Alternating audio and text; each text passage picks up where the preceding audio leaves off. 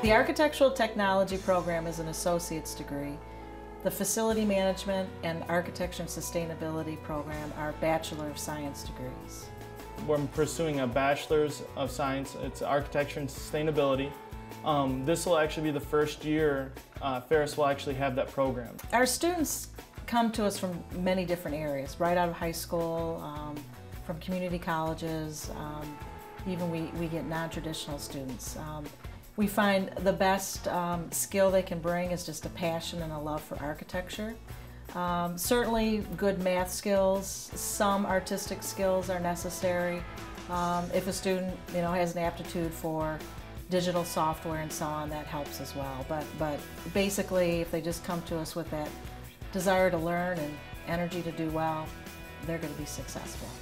I looked at bigger schools, and Ferris wasn't too small. It was in between, and the student to professor ratio was much smaller than at these larger schools, so more hands-on and more time with the professors.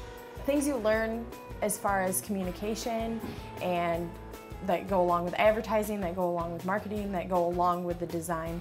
I liked the fact that Ferris has smaller class sizes, and I've heard good things about the architecture program here. We value the practice of architecture, so we try to bring a real-life experience into the classroom. So you might see students working on real-life projects, small-town studio projects, for example.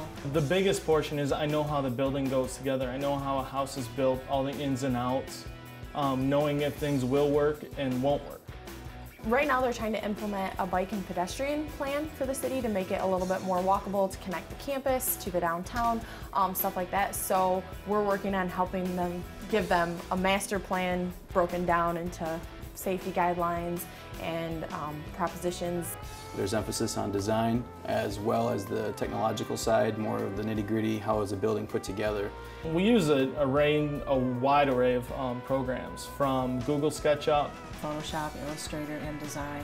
They're either used to actually model the building or their design in the digital world, and then also to do a presentation of it. So it may be an animated presentation, or it may be a design board that's plotted on a high-quality plotter. So they are exposed to a lot of different types of software. AutoCAD, hand drafting classes, and those are skills that are really emphasized at the beginning, and then those grow and develop, and as we learn new software in the program, we build from what we knew, what we learned, and what we continue to learn. Initially, you really, as a student, don't feel like that's an advantage, because when you're expected to have a project in a certain software and you've been given 15 tutorials to learn on your own, you think, oh my lands, how am I ever going to have a complete product in this? But you're forced to learn it, and that's really, technology is changing. There's no one software that's going to remain with us for the future. One of the things that we have at our disposal here for the architecture program is it's called the Trotec Laser Engraver. And what that is it's just a machine that you can put any sort of material in, from plastics to cardboard to paper to plexiglass. And what that does is it uses a laser beam, a focused laser, to actually cut and etch into the material.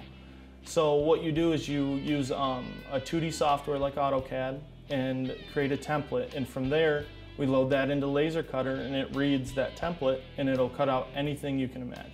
And the job market is very good right now for facility managers. So our facility management graduates, we have a 98% job placement rate out of the program. It's remarkable to see the growth from a first-year student to a senior. The skills that they acquire along the way is amazing. And the confidence that they have by the time they're a senior versus a first-year student. And yeah, it's just a fun process to watch as they grow and develop and become more confident and excited about their career. You become really close-knit, and they're there to help you, and it becomes not as serious when you first start. You're kind of scared, you're like, oh, what am I going to do? And at this point it's real friendly, casual, laid back, but you're still getting that high level of knowledge and skill set. I feel that the small atmosphere is way different. I mean, I have 11 to 12 people in my class. I'm with those people all the time. I've developed a close relationship with them. I've had professors that I've had ever since I was a freshman that are more than just a professor to me. They're a mentor. They're someone I can go to with any type of career advice. Teachers actually get to know you. you actually get to talk with the teachers on a daily basis, and it's not classes of large numbers, it's smaller numbers, so you can actually get real help. And as well, I feel that we do a lot of work in our studios, which kind of transmits to, we pull a lot of all-nighters. One project is just, no one knows the feeling unless you're an architecture student. That's the easiest way to put it. It's just a fun combination of being creative and then having the interaction with the young people and working with them. So.